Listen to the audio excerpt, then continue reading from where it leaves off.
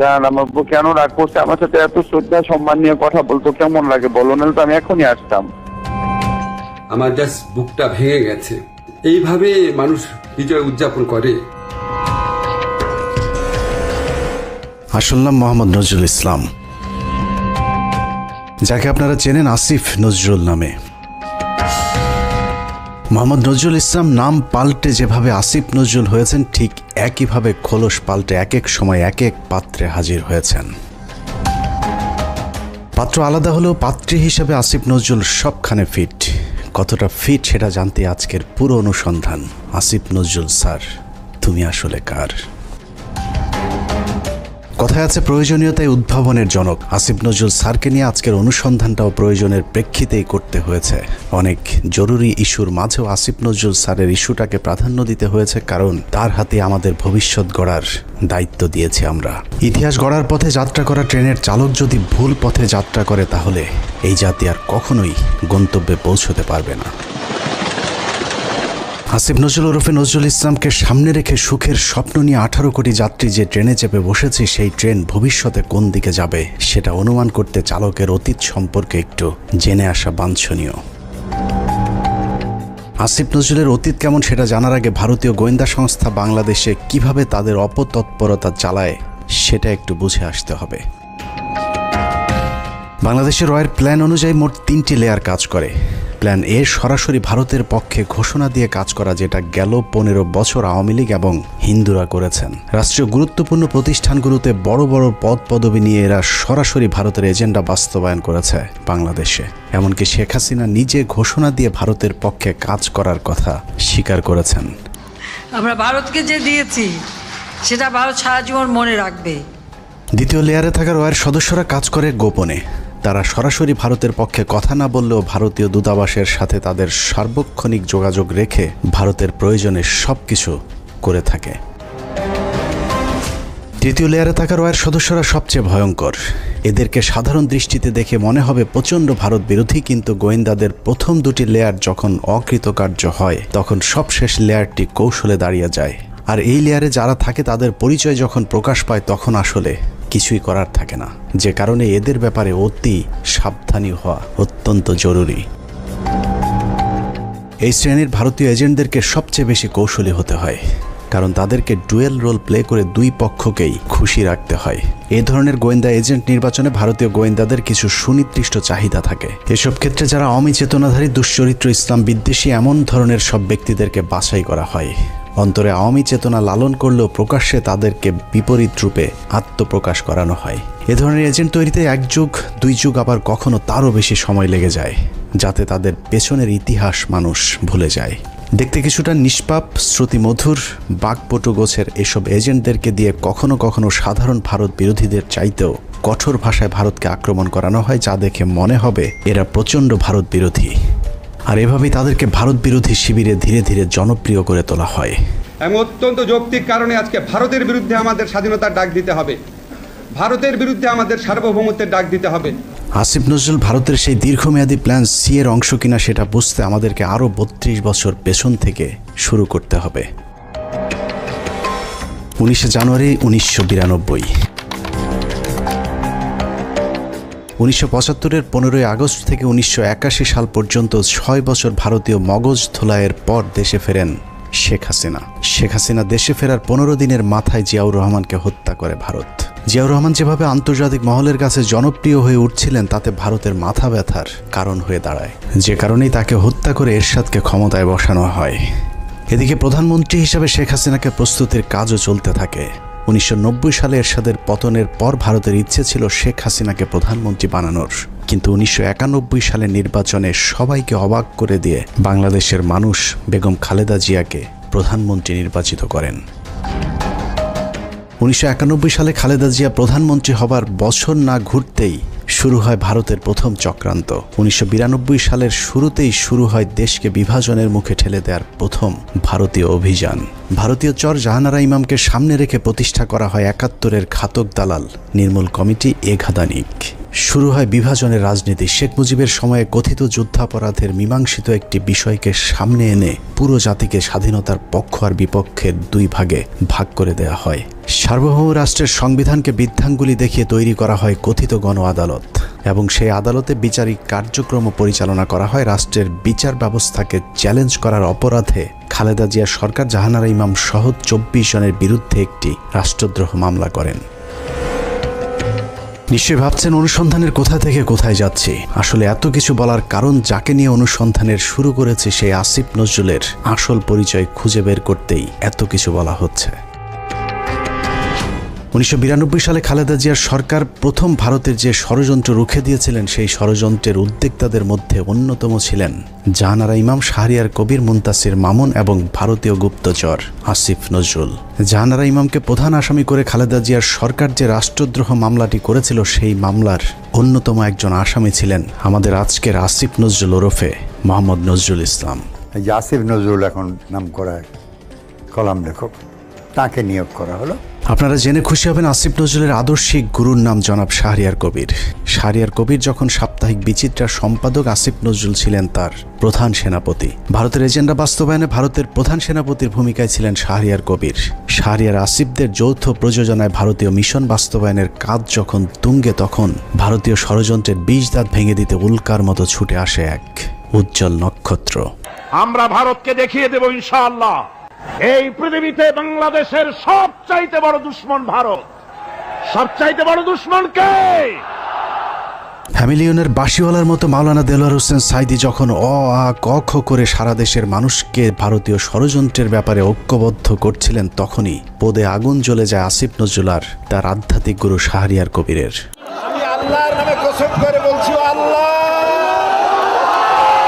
তোমার জাতের কসম, তোমার ইজ্জতের কসম, তোমার সম্মানের কসম, 1971 সনের এক ফোঁটা পানি বা কাদা আমার গায়ে লাগে নাই, লাগে নাই, লাগে নাই।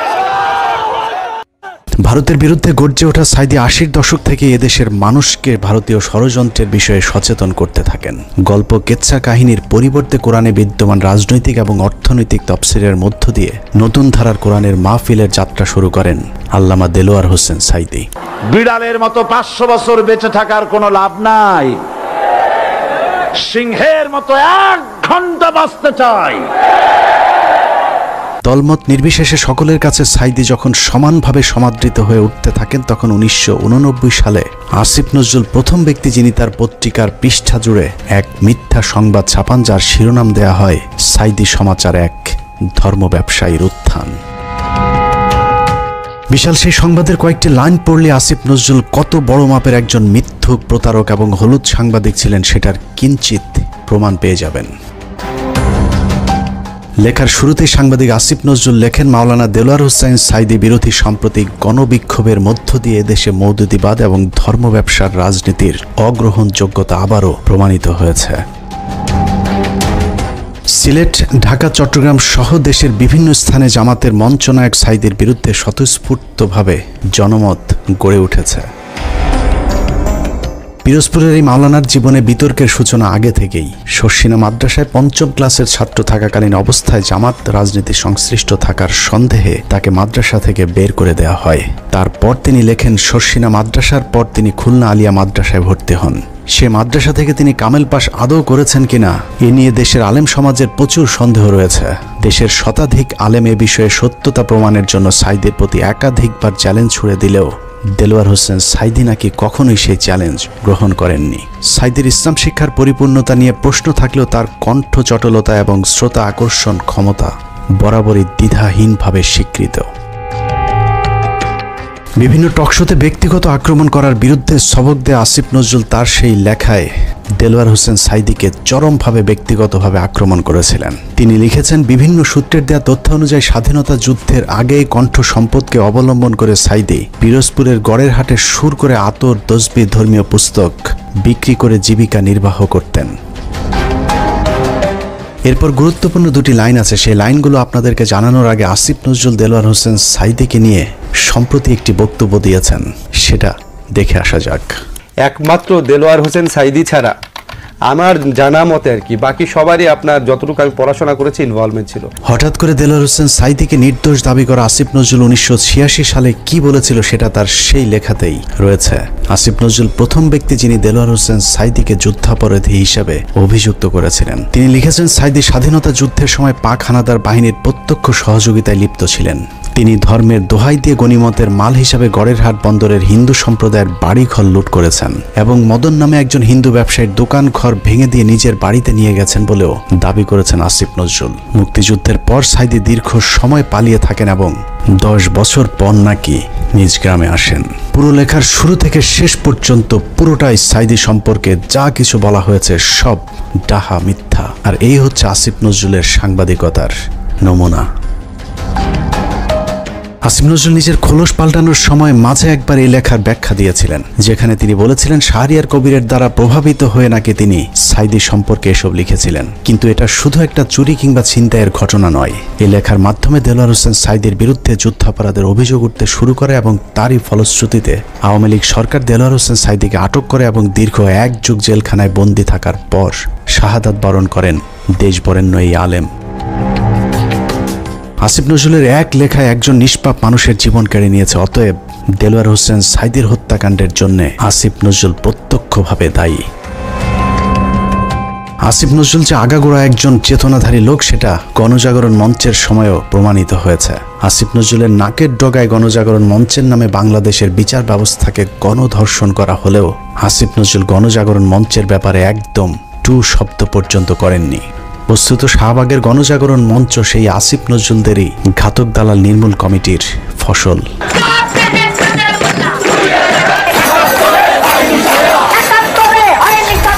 আসিফ নজরুলের কাঁধে দেয়া ভারতীয় ষড়যন্ত্রের প্রথম অ্যাসাইনমেন্ট শেষ হয়েছে। আসিফ নজরুল নিজেকে পাল্টে এখন ভারত বিরোধী আর আওয়ামী বিরোধী প্রমাণের চেষ্টা করে যাচ্ছেন। মাঝে হজ করে এসেছেন, রোজাও রাখেন, রোজার মাঝে পরকিয়া করতে গিয়ে কাপড়ও নষ্ট করেন। এখন তুমি বাসায় একা একা বসে আছো, তো যত্ন নিচ্ছে? কিছু না, আমি খালি শুয়ে ঘুরাচ্ছি, শুয়ে আছে। চলে আসো না কেন, দেখে যাও আমাকে। হ্যাঁ, আমাকে দেখে যাও। আমিও তো চাই। জ্বর আক্রান্ত অবস্থায় পড়ে আছো এখন। আমি আসলে ইয়েতে তো কেউ থাকে না কেন তোমার পাশে এখন? আসো, এসে দেখে যাও আমাকে। আসতে চাই। স্বপ্ন দেখতেছিলাম। জান, আমার বউ কেন রাগ করছে? আমার সাথে এত শ্রদ্ধা সম্মান নিয়ে কথা বলতো কেমন লাগে বলো, নাহলে তো আমি এখনই আসতাম। চলে আসো, এখন তো আসবে না। তোমার গাড়ি নাই? না, একটু আসো না। চলে আসবে না, এখন বাসায় একটু জানলেই লাগছে আসতে। আচ্ছা ঠিক আছে, এখন আসলে আমার রোজা থাকবে না।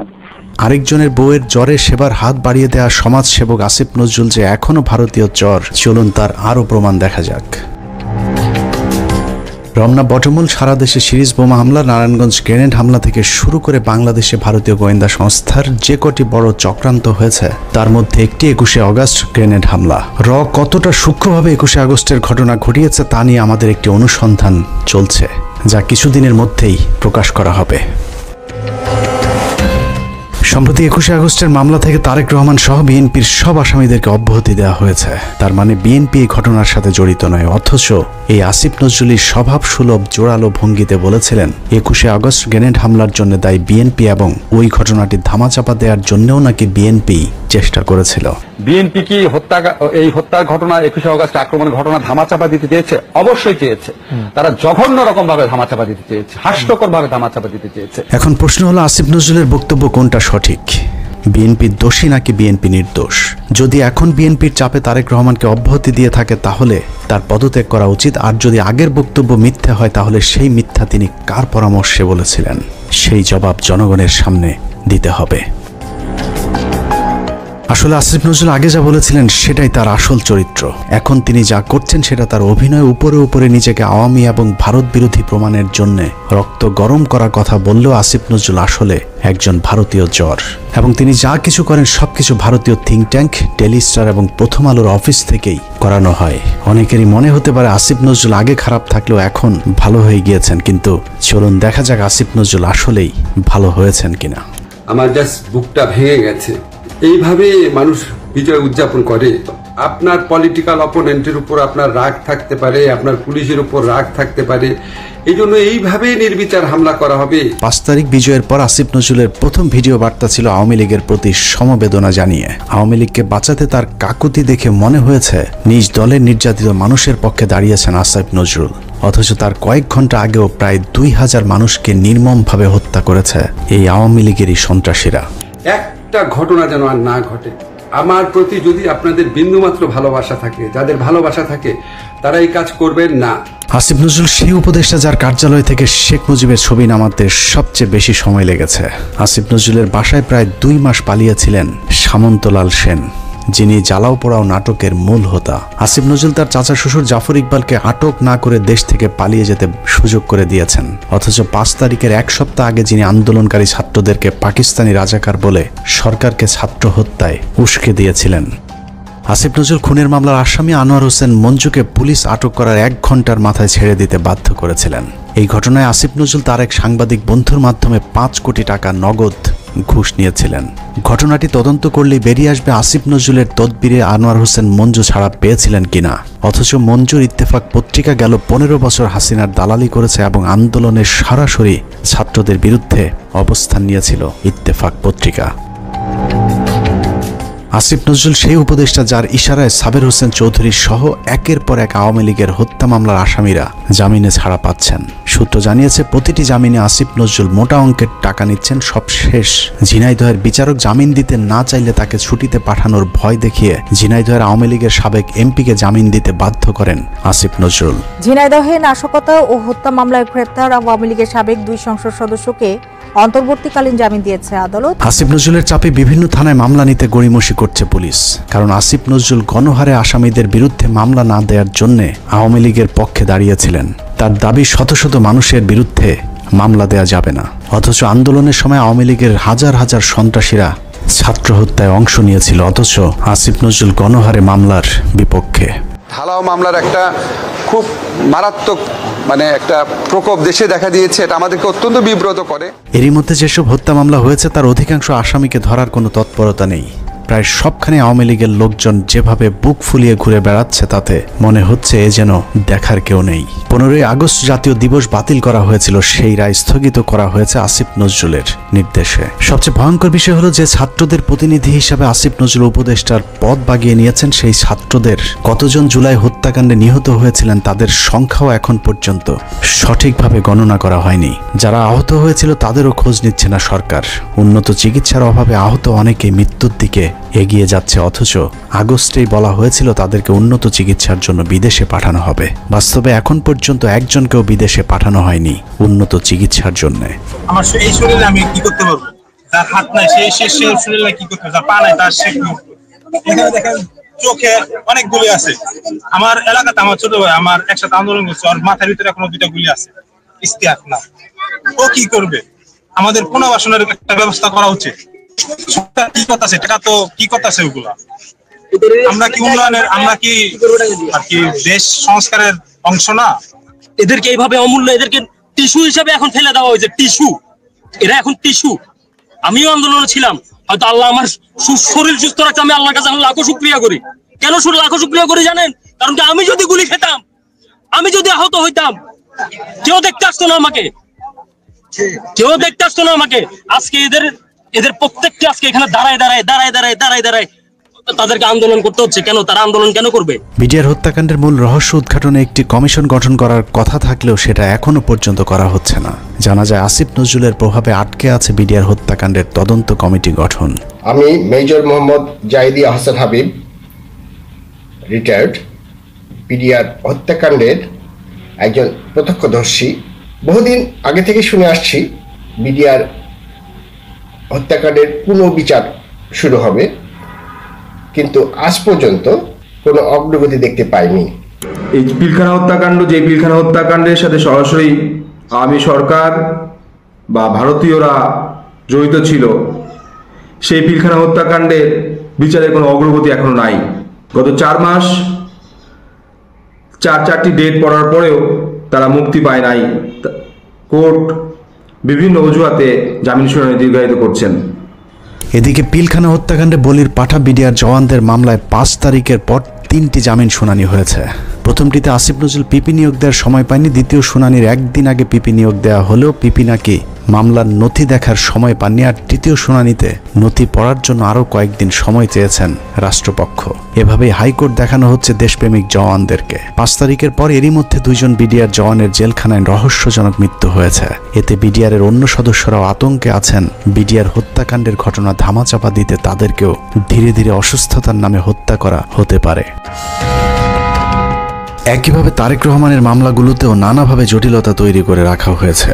এখনও লুৎফুজ্জামান বাবরকে ছাড়ার কোনো খবর নেই। এক মহান দেশপ্রেমিক সেনা কর্মকর্তা মেজর জেনারেল রেজ্জাকুল হায়দারকে এখনও মামলার দোহাই দিয়ে জেলে আটকে রাখা হয়েছে। দেখে মনে হচ্ছে আসিফ নজরুল আর প্রথম আলোর জন্যই ছাত্ররা স্বাধীনতা এনেছিল। এখনো কয়েক হাজার আলেম জেলখানায় বন্দী, কৃত্রিম জটিলতা সৃষ্টি করে তাদের জামিন শুনানির সুযোগও দেওয়া হচ্ছে না। ডিজিটাল সিকিউরিটি অ্যাক্টের মামলায় হাসিনা সরকারের আমলে যারা জেলে গিয়েছিলেন তাদের অধিকাংশ এখনো পর্যন্ত জেলখানায় বন্দী আছেন। ভাবুন তো, তাদের জন্য কি স্বাধীনতা আসেনি? এখন প্রশ্ন হলো, বিদ্রোহী সরকারের বিদ্রোহী কাজী নজরুল ইসলামের ভূমিকায় অবতীর্ণ হওয়া আসিফ নজরুল তাহলে করছেটা কি? চলুন দেখা যাক আসিফ নজরুল কি করছে। 17 মে 2021। রাষ্ট্রীয় গুরুত্বপূর্ণ নথি অনুমতি ছাড়া ছবি তোলা ও সংগ্রহের অভিযোগে প্রথম আলোর জ্যেষ্ঠ প্রতিবেদক রোজিনা ইসলামকে শাহবাগ থানায় সোপর্দ করেছে স্বাস্থ্যসেবা বিভাগ। সাংবাদিক রোজিনা ইসলামকে কারাগারে পাঠিয়েছে ঢাকার সিএমএম আদালত। বাংলাদেশের ইতিহাসে প্রথমবারের মতো জাতীয় সংবাদপত্রের একজন সাংবাদিক চুরির দায়ে আটক হয়েছিল। চোরের নাম প্রথম আলোর সাংবাদিক রোজিনা ইসলাম। স্বাস্থ্য খাতে লুটপাট আর দুর্নীতির সাথে জড়িত রোজিনাকে মনে করা হয় স্বাস্থ্য খাতের মাফিয়া। রোজিনার ভাগ ছাড়া স্বাস্থ্য মন্ত্রণালয়ে কোনো প্রকল্প বাস্তবায়ন করা একদম অসম্ভব। মন্ত্রণালয়ে রোজিনার চেয়ে তার ভাই আর স্বামীর ক্ষমতা নাকি আরও অনেক বেশি। স্বাস্থ্য মন্ত্রণালয়ে কেউ তার কথার বাইরে গেলেই তার বিরুদ্ধে নিউজ করার হুমকি দিয়ে ঠান্ডা করে রাখা হয়। তাকে দিয়ে স্বাস্থ্য মন্ত্রণালয়ের সব স্বার্থ উদ্ধার করে থাকে প্রথম আলোর মতিউর রহমান। কিন্তু কথায় আছে, চোরের 10 দিন গৃহস্থের একদিন।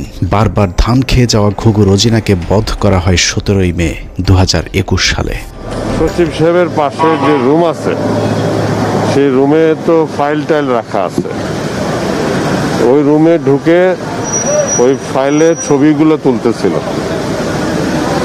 এবং কিছু ফাইল উনি নিজে নিয়েছিল। মন্ত্রণালয়ের একটি সূত্র জানিয়েছে, পুলিশ রোজিনাকে কাজের লোক মনে করে আটক করেছিল। কাজের লোকের মতো দেখতে রোজিনা কেন ফাইল ঘাটাঘাটি করছেন এটা চোখে পড়তেই পুলিশ তাকে আটকায়। পুলিশের কাছে বারবার নিজেকে সাংবাদিক পরিচয় দিলেও রোজিনার বেশভূষা দেখে পুলিশ তা বিশ্বাস করেনি। রোজিনা যতক্ষণে নিজেকে সাংবাদিক প্রমাণ করেছে ততক্ষণে মন্ত্রণালয়ের ঊর্ধ্বতন কর্মকর্তারা হাজির। তারা এসে দেখলো একজন ব্যক্তি ওখানে ফাইলের ছবি তুলতেছে এবং ফাইল কিছু নামে ব্যাগে ঢুকাইছে, শরীরেও ঢুকাইছে। রোজিনার পাজামার নিচ থেকে বের করা ফাইল দেখে সচিব উপসচিবদের মাথা ঘুরতে থাকে, কারণ এই ফাইল এমন এক চুক্তির যে চুক্তি বাংলাদেশ সরকার আমেরিকা এবং ভারতকে না জানিয়ে চীনের সাথে করেছিল। ভারতকে টাকা দিয়ে ফাইজারের টিকা না পেয়ে চীনের সিনোফার্মের টিকা কেনার চুক্তি করে বাংলাদেশ। সেই খবরেই ক্ষিপ্ত হয় ভারতীয় প্রথম আলো কর্তৃপক্ষ। চুক্তির বিষয়টি ভারতকে জানানোর জন্যই রোজিনাকে চুরি করে ফাইলের ছবি আনতে পাঠিয়েছিল মতিউর রহমান। কিন্তু পুলিশ দেখে চুক্তির সেই কাগজ রোজিনা তার ভেতরে ঢুকিয়ে ফেলেছিল। এই ফাইলগুলো ছিল টিকা সংক্রান্ত। আমরা যে রাশিয়ার সাথে টিকা চুক্তি করছি, চায়নার সাথে টিকার চুক্তি করছি। গ্যারান্টি দিয়ে বলে রাখলাম, প্রথম আলো রোজিনা সচিবালয় থেকে ফাইল চুরি করেছিল এবং এখানে এক ফোঁটাও মিথ্যে নেই। অথচ উপদেষ্টা হিসেবে আসিফ নজরুল প্রথম কার্যদিবসে রোজিনার মামলাটি খারিজ করে দেওয়ার আশ্বাস দেন। পরদিন মামলাটি খারিজ হয়ে যায়। প্রায় 3 বছর পর অফিসিয়াল সিক্রেটস অ্যাক্টে করা মামলা থেকে অব্যাহতি পেয়েছেন প্রথম আলোর বিশেষ প্রতিনিধি রোজিনা ইসলাম। 2019 সালের 1 নভেম্বর ঢাকার রেসিডেন্সিয়াল মডেল স্কুল অ্যান্ড কলেজে প্রথম আলোর কিশোর ম্যাগাজিন কিশোর আলোর বর্ষপূর্তি অনুষ্ঠানে বিদ্যুৎ পৃষ্ঠ হয়ে 9ম শ্রেণীর শিক্ষার্থী নাইমুল আবরার নিহত হন। ওই ঘটনায় আবরারের বাবা একটি হত্যা মামলা দায়ের করেন, যে মামলায় প্রথম আলোর সম্পাদক মতিউর রহমান সহ 10 জনের বিরুদ্ধে গ্রেপ্তারি পরোয়ানা জারি হয়েছিল। আবরারের বাবাকে ভয়ভীতি দেখিয়ে ক্ষমতার জোরে মামলাটি আগেই স্থগিত করে রেখেছিল প্রথম আলো। যাবতীয় মুভমেন্ট তাদের দ্বারা নিয়ন্ত্রিত ছিল। আমি যেটা মনে করি যে এর দায়ভার কিশোর আলোকে অবশ্যই নিতে হবে। সুপ্রিম কোর্টের একটি সূত্র জানিয়েছে, আসিফ নজরুলের নির্দেশে পুরো মামলাটি খারিজ করে দেওয়ার প্রক্রিয়াও প্রায় চূড়ান্ত করেছেন আসিফ নজরুল আর মাস দুয়েক আইন উপদেষ্টা হিসেবে থাকলে প্রথম আলোর নামে আর কোনো মামলা আদালতে অবশিষ্ট থাকবে না। এখন প্রশ্ন হলো, আসিফ নজরুল কি শুধুই প্রথম আলোর সাংবাদিকদের বাঁচানোর জন্য উপদেষ্টা হয়েছেন? উনি কি জানেন এদেশে কত সাংবাদিক আওয়ামী লীগের বিরুদ্ধে কথা বলার কারণে দেশ ছেড়েছেন? এই প্রতিবেদন লেখা পর্যন্ত আইন মন্ত্রণালয়ের একজন পিয়নও আমাদের কাউকে ফোন করার সময় পায়নি। উল্টো প্রথম আলোর বিরুদ্ধে আমরা কোনো কথা বললেই মতির পক্ষে হামলে পড়েছেন আসিফ নজরুল সহ তার কিছু উচ্ছিষ্টভোগী। আমি স্পষ্ট বলতে চাই যে প্রথম আলো পত্রিকা তাদের সামনে, ওখানে ডিবি মুনির ছিলেন এবং তার বস ছিলেন এই পুলিশের সাবেক আইজিপি, তিনি তখন ছিলেন ঢাকা মেট্রোপলিটনে, তিনি পুলিশ কমিশনার ছিলেন। তো ওনারা আমাকে একটু মনে করছিলেন হুজুর টাইপের মানুষ, হাবাগুবা টাইপের হয়তো এইভাবে ভাবছিলেন, হাত করার পরেই আমাকে একটু দূরে দাঁড় করেছিলেন। ওখান থেকে আমি পরিষ্কার দেখতে পাচ্ছিলাম যে প্রথম আলো পত্রিকার আমাদের সামনে লেখা, এবং শিরোনামটা আমি দেখে ফেললাম, ওখানে লেখা আছে যে আমেরিকান এমবেসি ও ভারতের দূতাবাসে আক্রমণের পরিকল্পনায় চট্টগ্রাম থেকে এই জঙ্গিদেরকে গ্রেপ্তার, একদম হেডলাইন এটা। তো এরপর ধারাবাহিক যে ঘটনা ঘটলো, এই আমাকে রাতের গভীরে জিজ্ঞাসাবাদ করা হতো, বিভিন্ন সময় আমাদেরকে নিয়ে জিজ্ঞাসাবাদ করা হতো। আমার সাথে আমার স্কুলের আরও দুজন টিচার ছিলেন, কখনো সম্মিলিত কখনো একা একা আমাদেরকে জিজ্ঞাসাবাদ করা হতো। আমার সাথে যেটা করছে সেটা আমি দেখছি যে ওনারা বিভিন্ন জিজ্ঞাসাবাদের সময় বিভিন্ন মিডিয়ার সাথে তারা পুরো আলাপ করতো। প্রথম আলোর বিরুদ্ধে নিরীহ মানুষকে জঙ্গি সাজানোর অভিযোগ নিয়ে 15 মিনিটসের পক্ষ থেকে একটি অনুসন্ধান করা হয়েছিল। গুরুতর সেই অভিযোগ তুলে ধরার পর আসিফ নজরুল প্রথম ব্যক্তি যিনি প্রথম আলোর পক্ষে ফেসবুকে পোস্ট করেছিলেন। একই অনুসন্ধানে ভারতীয় রয়ের সদস্য কালবেলার সন্তোষ শর্মার বিরুদ্ধেও গুরুতর সব অভিযোগ করেছিল বাংলাদেশের শীর্ষস্থানীয় কয়েকজন আলেম। সেই ঘটনাকে কেন্দ্র করে ভুক্তভোগীরা কালবেলা কার্যালয়ে অভিযোগ দিতে চাইলে আসিফ নজরুল তথ্য মন্ত্রণালয়কে চাপ দিয়ে বিক্ষোভকারীদের বিরুদ্ধে একটি বিজ্ঞপ্তি দেন। তথ্য মন্ত্রণালয় সেই বিজ্ঞপ্তি দেওয়ার পর আসিফ নজরুল সেই বিজ্ঞপ্তি শেয়ার করে আমাদেরকে হুমকি দেন, যদিও সংশ্লিষ্ট মন্ত্রণালয়ের উপদেষ্টা নাহিদ ইসলামও সেই বিজ্ঞপ্তি শেয়ার করার প্রয়োজন মনে করেননি। প্রশ্ন হলো, আসিফ নজরুলের আগ বাড়িয়ে কেন সেই বিজ্ঞপ্তি শেয়ার করতে হলো? আসিফ নজরুল এবং প্রথম আলোর প্রভাব কতটা শক্তিশালী সেটা বুঝতে দুটি ঘটনা তুলনা করা যাক। ডক্টর মোহাম্মদ ইউনূসের সরকার গঠনের পর ব্রিগেডিয়ার জেনারেল এম সাখাওয়াত সরকারের মুখপাত্রের ভূমিকায় ছিলেন। এটা অনেক বড় পার্টি এবং I have lot of respect for Awami League. বঙ্গবন্ধুর স্বপ্ন ছিল নষ্ট করবেন না, এটা আপনার নষ্ট করার কোনো অধিকার নাই। পার্টিকে রিঅর্গানাইজ করেন, একটা পলিটিক্যাল পার্টির মতো যেভাবে থাকে, ইলেকশন আসলে ইলেকশন কন্টেস্ট করবেন।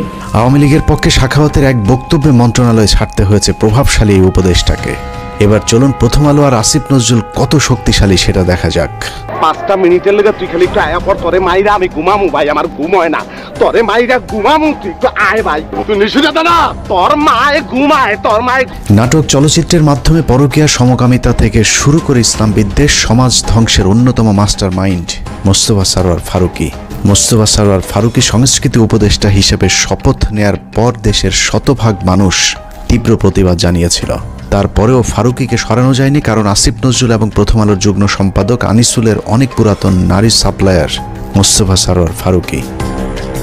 আসিফ নজরুল দাবি করেছেন তিনি ফারুকীর উপদেষ্টা হবার বিষয়ে কিছুই জানেন না, কিন্তু আমাদের হাতে আসা তথ্য বলছে আসিফ নজরুল ফারুকীর অনেক পুরাতন বন্ধু।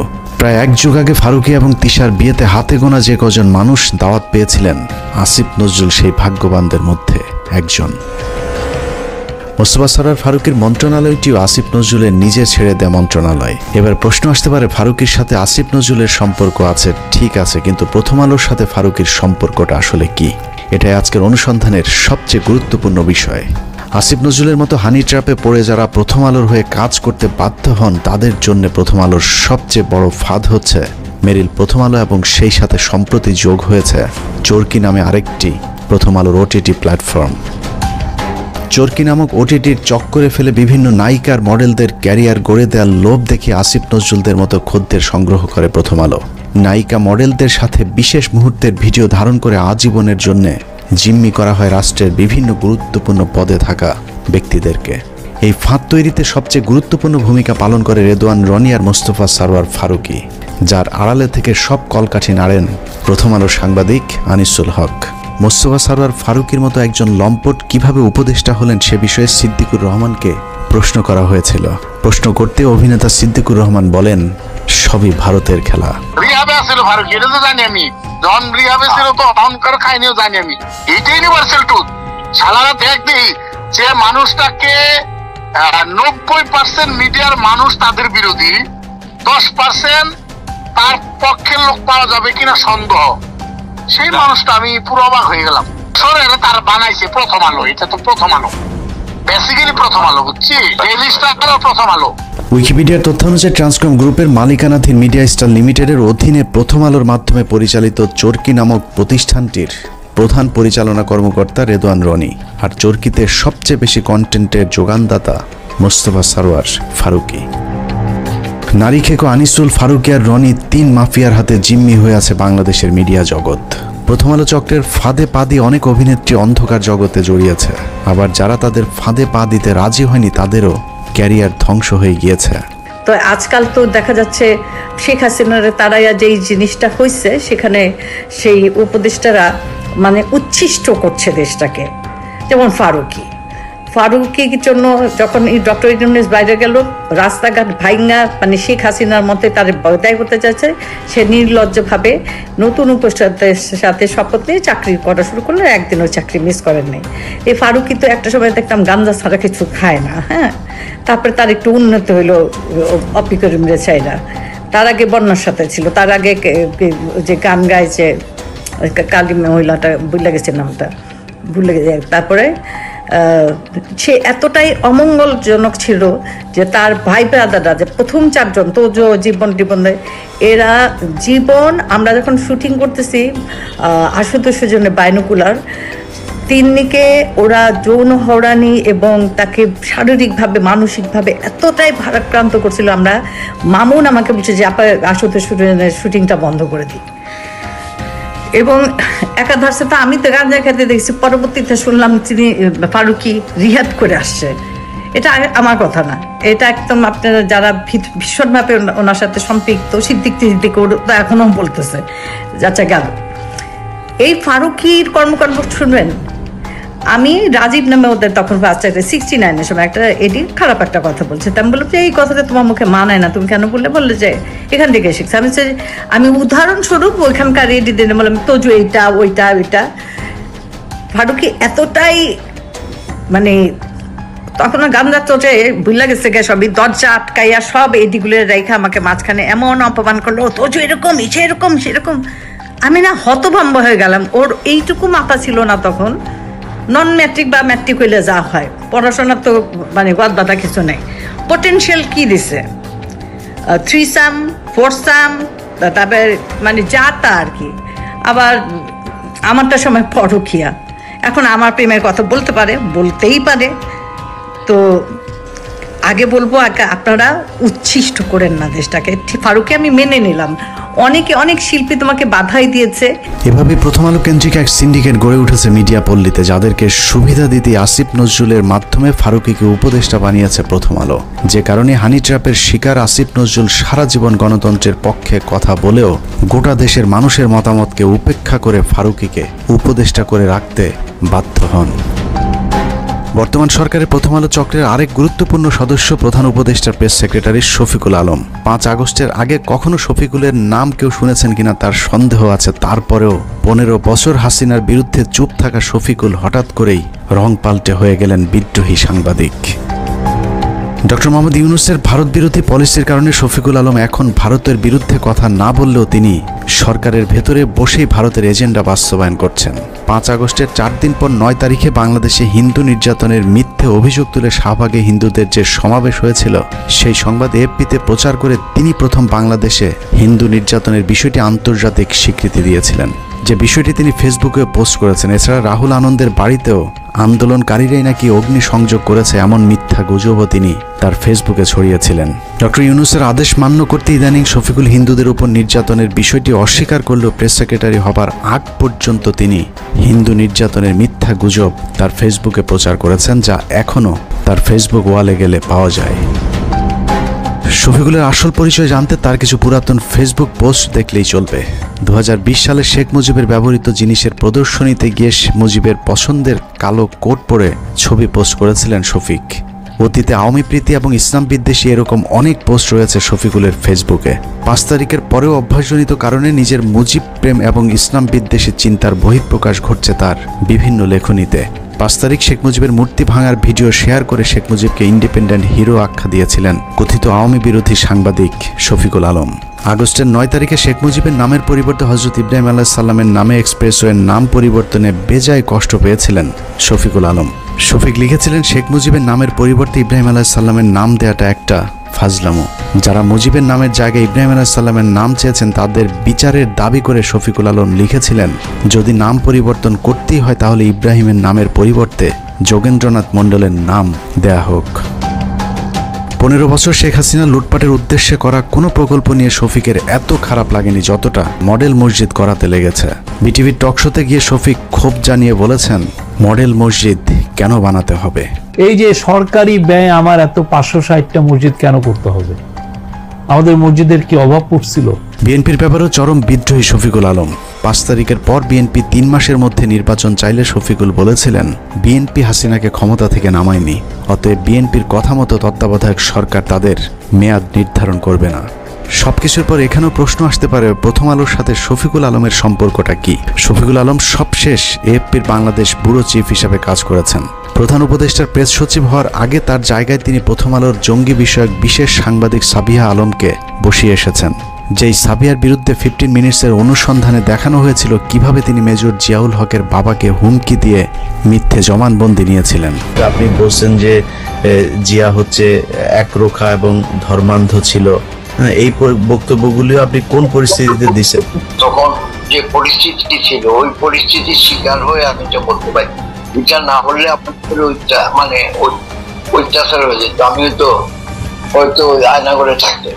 উনি বললো যে আমি সাংবাদিক ও news I report against something, মানে উনি নাকি বিশেষ সাংবাদিক বললে যে জানেন আপনার কিন্তু ক্ষতি হতে পারে, দেখো আমি একটু চেক করতেছি, বুঝলেন? মানে যদি আমি মানে ওনার পক্ষে আনসার না করবি প্রথম আলোর মতিউরের আরেক বন্ধু টিআইবির নির্বাহী পরিচালক ইফতেখারুজ্জামান, তাকে বসানো হয়েছে দুদক সংস্কার কমিশনের চেয়ারম্যানের পদে। 75 বছর বয়সী ইফতেখারুজ্জামান এক স্বৈর শাসক হিসেবে নিজের পদ আঁকড়ে বসে আছেন টিআইবিতে, যেখানে তার নিজের বিরুদ্ধে অভিযোগ রয়েছে টিআইবির রিপোর্ট জালিয়াতির।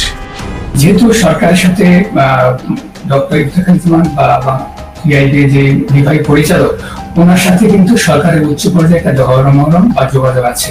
বিশেষ করে তখনকার প্রধানমন্ত্রী খুব প্রভাবশালী উপদেষ্টা জনাব এসটি ইমাম ও ঘর রিজভী বলা যায় উনি খুব স্নেহভাজন ছিলেন।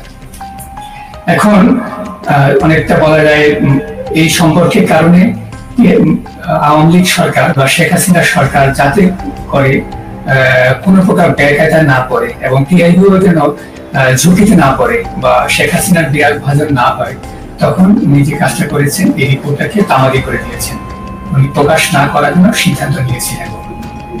এবং এই রিপোর্টটা যদি প্রকাশ পেত তাহলে বাংলাদেশের মানুষ, বাংলাদেশের জনগণ এবং বাংলাদেশের বিভিন্ন পর্যায়ে যারা আছে বা দাতা সংস্থাগুলোকে জানতে পারত যে বাংলাদেশে উচ্চ পর্যায়ে কিভাবে দুর্নীতিগুলো সংঘটিত হয়, আয়োজিত হয় এবং দুর্নীতির যে সাথে যুক্ত যারা মানে বলা যায় প্লেয়ার বা খেলোয়াড়, তারা কিভাবে সেখানে খেলে, হ্যাঁ, কার কি রোল থাকে এবং সেটার প্রভাব কি আমাদের দেশবাসী খুব ভালোভাবে জানতে পারত। টিআইবির সাবেক কর্মকর্তা রেজাউল করিমের করা কয়েকটি রিপোর্ট সহ বিগত আওয়ামী সরকারের বিরুদ্ধে করা গুরুত্বপূর্ণ কয়েকটি রিপোর্ট গায়েব করে দিয়েছিলেন ইফতেখারুজ্জামান। ইফতেখারের মাধ্যমে প্রথম আলো আসিফ নজরুল গং তাদের পছন্দের দুর্নীতিবাজ এক কর্মকর্তাকে দুদকের চেয়ারম্যান বানানোর অপতৎপরতা শুরু করেছেন। ইফতেখারুজ্জামানের নেতৃত্বে সংস্কার কমিশনের নামে কালক্ষেপণ করে দুর্নীতিবাজদের সম্পত্তি বিক্রি এবং হস্তান্তরের সুযোগ করে দেওয়া হয়েছে, অথচ অত্যন্ত সৎ এবং নীতিবান হিসেবে পরিচিত সাবেক বিচারক মোতাহার হোসেনের নাম প্রস্তাব করা হলেও আসিফ নজরুল সেটা আটকে রেখেছেন, কারণ মোতাহার হোসেনকে তিনি তারেক রহমানের ঘনিষ্ঠজন মনে করেন। আসিফ নজরুলের সাফ কথা, তারেক রহমানের ঘনিষ্ঠ কেউ দুদকের চেয়ারম্যান হতে পারবে না। 71 টিভির টকশো রিজার্ভ আলোচক, জঙ্গি বিশেষজ্ঞ, ভারতীয় আরেক রয়ের এজেন্ট ডেইলি স্টারের সাংবাদিক গোলাম মর্তুজা। 2018 সালে নির্বাচনের আগেও তারেক রহমান আর খালেদা জিয়াকে জঙ্গিদের নেতা বলা মর্তুজা হঠাৎ করে আওয়ামী বিরোধী ভিডিও আপলোড করা শুরু করেন ইউটিউবে। সেখান থেকে প্রথমে ডেইলি স্টার, সবশেষ আসিফ নজরুল মাহফুজ আনামের তদবিরে যুক্তরাষ্ট্রের প্রেস সেক্রেটারির পদ বাগিয়ে নিয়েছেন আওয়ামী এই সাংবাদিক। আর এ সবকিছুই হচ্ছে ভারতীয় চক্র প্রথম আলো ডেইলি স্টারের পরামর্শে। হঠাৎ করে রং পাল্টানো গোলাম মর্তুজা আওয়ামী লীগের দালালিটা পুরোপুরি এখনো ছাড়তে পারেননি। দুদিন আগেও গোলাম মর্তুজা ডিবিসির টক শোতে বলেছেন সরকার শেখ মুজিবকে জাতির পিতা না মানলেও শেখ মুজিব নাকি আরও শক্তিশালী হয়ে ফিরে আসবেন বাংলাদেশে। আর এটাই হচ্ছে সাংবাদিক গোলাম মর্তুজার আসল চেহারা। বঙ্গবন্ধু জাতির জনক হিসেবে যেভাবে ছিল সেভাবে থাকতে দিলেই সবচেয়ে ভালো হতো। বঙ্গবন্ধুকে ব্যবহার করা হয়েছে, সেই বঙ্গবন্ধুর আরেকবার মূল্যায়ন হবে এদেশে। এভাবেই প্রথম আলোর সব আওয়ামী চেতনাধারী বুদ্ধিজীবীদেরকে সরকারের গুরুত্বপূর্ণ সব জায়গায় বসিয়ে প্রথম আলো আর ভারতের অবস্থানকে শক্তিশালী করছেন আসিফ নজরুল। আসিফ নজরুল যে মন থেকেই সবকিছু করছেন তা নয়, অনেক কিছু সে না চাইলেও করতে হচ্ছে, কারণ আসিফ নজরুল অনেক আগে থেকেই তার আলু আরেকজনের ক্ষেতে বর্গা দিয়ে রেখেছেন। এই আলুর দোষে পুরো আইন মন্ত্রণালয় এখন আওয়ামী লীগ দখলে নিয়েছে। আসিফ নজরুল যেন নীরব এক দর্শক। বিষয়টা একদমই হাস্যকর নয়। আপনি কি জানেন আসিফ নজরুলের ব্যক্তিগত সহকারীকে? আসিফ নজরুলের ব্যক্তিগত সহকারী হচ্ছেন শামসুদ্দিন মাসুম, যিনি তত্ত্বাবধায়ক সরকার ব্যবস্থা বাতিলের মূল হোতা সাবেক প্রধান বিচারপতি ABM খায়রুল হকের ব্যক্তিগত সহকারী ছিলেন। নরেন্দ্র মোদীর সবশেষ নির্বাচনে জয়ী হবার পর শেখ রেহানার সাথে সফর সঙ্গী হয়েছিলেন আসিফ নজরুলের পিএস শামসুদ্দিন মাসুম। আপনার কাছে নিশ্চয় অবাক লাগছে যে খায়রুল হকের কারণে বাংলাদেশের সব সংকটের সূচনা তার পিএস কিভাবে আসিফ নজরুলের পিএস হয়। শুধু পিএস নয়, আইন মন্ত্রণালয়ের সব কলকাঠি নাড়ছেন শামসুদ্দিন মাসুম। আসিফ নজরুলকে ভাঙিয়ে মাসুম এরই মধ্যে শুরু করেছেন ব্যাপক চাঁদাবাজি। মাসুমের বিরুদ্ধে অভিযোগ উঠেছে রেবেকা মোহাম্মদ মিমি নামে এক নারীকে বিয়ের আশ্বাস দিয়ে গর্ভে সন্তান দিয়ে ছুঁড়ে ফেলার। স্থানীয় একটি পত্রিকায় মিমি অভিযোগ করেছেন মাসুমকে বিয়ের জন্য চাপ দিলেও তিনি আইন উপদেষ্টা আসিফ স্যারের ভয় দেখাচ্ছেন। মিথ্যে মামলা দিয়ে মিমিকে জেলে ঢুকানোর হুমকিও দিচ্ছেন আসিফ নজরুলের ব্যক্তিগত সহকারী শামসুদ্দিন মাসুম। মাসুম যাই করুক, আসিফ নজরুলের আসলে কিছু করার নেই, কারণ তিনি মাসুমের কাছে জিম্মি। আসিফ নজরুল কেন মাসুমের কাছে জিম্মি সেটা বের করতে পারলেই আজকের পুরো অনুসন্ধানের মূল রহস্য বেরিয়ে আসবে। শামসুদ্দিন মাসুম আসিফ নজরুলের ঘনিষ্ঠ হবার আগে আইন মন্ত্রণালয়ের আরেক কর্মকর্তা উম্মে সরাবন তহুরাকে আসিফ নজরুলের কাছে পাঠিয়েছিলেন। কিন্তু উম্মে তহুরা যে শামসুদ্দিন মাসুমের বেড পার্টনার সেটা আসিফ নজরুল একেবারেই জানতেন না। যতদিনে জেনেছেন ততদিনে আসিফ নজরুলের গোপন ভিডিও তহুরার হাতে। সেই ভিডিওর ভয় দেখিয়ে আসিফ নজরুলের পিএসের চেয়ারে বসানো হয়েছে শামসুদ্দিন মাসুমকে। আইন মন্ত্রণালয়ে আসিফ নজরুলের চেয়ার বড় হলেও ক্ষমতায় মাসুম আর তহুরা সবার চেয়ে উপরে, আর তাদেরকে দিয়ে প্রথম আলো আওয়ামীপন্থী কর্মকর্তাদেরকে গুরুত্বপূর্ণ সব পদে বসিয়ে যাচ্ছেন। এখানে প্রশ্ন আসতে পারে, তহুরা মাসুমের সাথে প্রথম আলোর সম্পর্কটা কি? আসিফ নজরুলকে হানি ট্র্যাপে ফেলা উম্মে তহুরা ছিলেন প্রথম আলোর সাংবাদিক। এ ধরনের অভিযানে কাজে লাগাতেই প্রথম আলো তহুরাকে জুডিশিয়াল সার্ভিসে চাকরি নিয়ে দিয়েছিলেন। অনেকদিন আগে প্রথম আলো রয়ের রোপণ করা সেই গাছে এখন ফল ধরতে শুরু করেছে, আর আসিফ নজরুল সেই ফলের ছুঁড়ে ফেলা বিচির মতো অসহায়। মাসুমের মাধ্যমে আসিফ নজরুল তার নিয়োগ বদলি বাণিজ্য চালিয়ে যাচ্ছেন। সূত্র জানিয়েছে আসিফ নজরুল তার স্ত্রীকে আমেরিকা পাঠানোর প্রস্তুতি নিয়েছেন এবং 5 তারিখের পর থেকে 2 হাত ভরে টাকা কামাচ্ছেন এবং সেই টাকা যুক্তরাষ্ট্রে পাচার করবেন বলেও তার এক ঘনিষ্ঠ সূত্র জানিয়েছেন। এরই মধ্যে তার ঘনিষ্ঠ এক সাংবাদিকের মাধ্যমে $1.3 মিলিয়ন দিয়ে বাড়ি কেনার চেষ্টা করছেন আসিফ নজরুল। আপনি সংস্কার আমার তো এই সংস্কারের প্রতি এখনো বিশ্বাস নাই। তো আসিফ নজরুল, আপনি এত ছাত্রদের নিয়ে এত চিল্লাপাল্লা করেন, হই হুড়স্থুল করেন যে সংস্কার করে নাকি উল্টাইয়া দিবেন, তো আপনি 23 জন বিচারপতি নিয়োগ দিচ্ছেন কেন? এই সংস্কারটুকু না করে 23 জন বিচারপতি নিয়োগ দিচ্ছেন কেন? এভাবেই চলছে আসিফ নজরুলের সংস্কার। একদিকে ভারতীয় গোয়েন্দাদের শাখা অফিস ডেইলি স্টার প্রথম আলোর এজেন্টদেরকে বিভিন্ন জায়গায় বসানো হচ্ছে, অন্যদিকে আওয়ামী লীগকে বাঁচানোর সব চেষ্টা চালিয়ে যাচ্ছেন আসিফ নজরুল। মাঝখানে যে স্বপ্ন নিয়ে মানুষ জীবন দিল তাদের সেই স্বপ্ন অঙ্কুরেই বিনষ্ট হবার পথে। তারপরেও আমাদের দেশের কিছু মানুষ স্বপ্ন দেখে আসিফ নজরুলের হাত ধরে এই দেশ সিঙ্গাপুর হবে। তাদের সাথে আমিও একটু স্বপ্ন দেখতে চাই, আর সেই স্বপ্ন বাস্তবায়ন করতে হলে বাস্তবেও কিছু একটা হতে হবে। কিন্তু আসলেই কি বাস্তবে কিছুই হচ্ছে? আসিফ নজরুল সারা জীবন প্রবাসীদের জন্য মায়া কান্না করে আসলেও কার্যত প্রবাসীদের জন্য কোনো পদক্ষেপ নেওয়া হয়নি, অথচ সেই মন্ত্রণালয়টি এখন তার অধীনেই। এখনও সৌদি, মালয়েশিয়া, সিঙ্গাপুর সহ মধ্যপ্রাচ্যে যেতে আগের মতোই বাড়তি টাকা গুনতে হয়। এখনও কেউ মারা গেলে তাদের লাশ আনার টাকাটাও ওই পরিবারগুলোর জন্য বোঝা হয়ে দাঁড়ায়। সারা বছর ভারতের বিরুদ্ধে কথা বলে বিডিআর হত্যাকাণ্ড ধামাচাপা দেওয়ার চেষ্টা করছে আসিফ নজরুল। বিডিআর জওয়ানদের ছাড়ার কোনো ব্যবস্থা নেই। আওয়ামী বিচারকেরা এখনো পর্যন্ত তাদের বিচার কার্য চালিয়ে যাচ্ছেন। আওয়ামী লীগ আমলে জেলে যাওয়া রাজনৈতিক বন্দীরা এখনো জেলে পচে মরছেন, অথচ আসিফ নজরুলের কোনো ভ্রুক্ষেপ নেই। তারেক রহমানের বিরুদ্ধে মামলাগুলোর ক্ষেত্রে আইনের দোহাই দিয়ে আটকে রাখা হয়েছে। মাহমুদুর রহমানের মতো বিপ্লবীকে আইনের দোহাই দিয়ে জেলে ঢোকানো হয়েছে।